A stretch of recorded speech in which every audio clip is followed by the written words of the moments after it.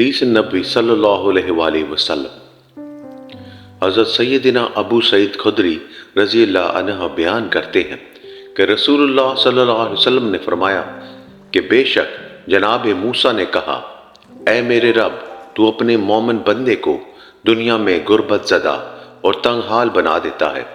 इतने में जनाब मूसा के लिए जन्नत का दरवाज़ा खोल दिया है और इसकी तरफ देखने लगे और वो इसकी तरफ देखने लगे। फिर अल्लाह ताला ने कहा, ए मूसा, ये जन्नत मैंने मोमिन के लिए तैयार की है।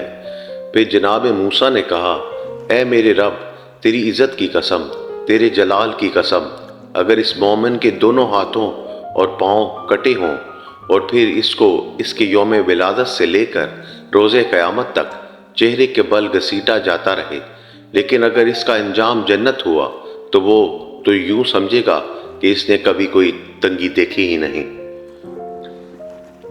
फिर मूसा ने कहा, ऐ मेरे रब, तूने अपने काफिर बंदे के लिए दुनिया में बड़ी वसअत पैदा की है।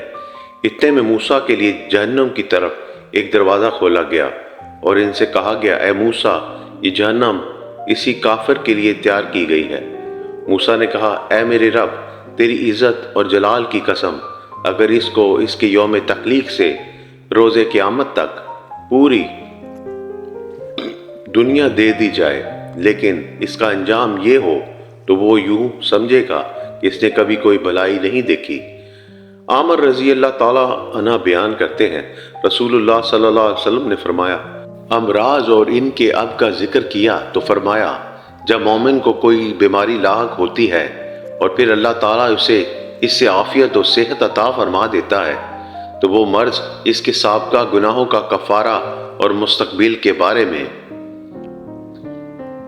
वाज और नसीहत बन जाती है। और जब मुनाफिक बीमार होता है फिर इसे आफियत अता कर दी जाती है तो वो इस ऊंट की तरह होता है जिसे इसके घर वालों ने बांध रखा हो और फिर उन्होंने इसे छोड़ दिया हो। इससे पता नहीं होता कि उन्होंने इसे क्यों बांधा था और क्यों छोड़ा है। किसी शख्स ने अर्ज किया, अल्लाह के रसूल, बीमारियां क्या होती हैं? अल्लाह की कसम, मैं तो कभी बीमार नहीं हुआ। आप सल्लल्लाहु अलैहि वसल्लम फरमाया, हमारे पास से चले जाओ, तुम हम में से नहीं।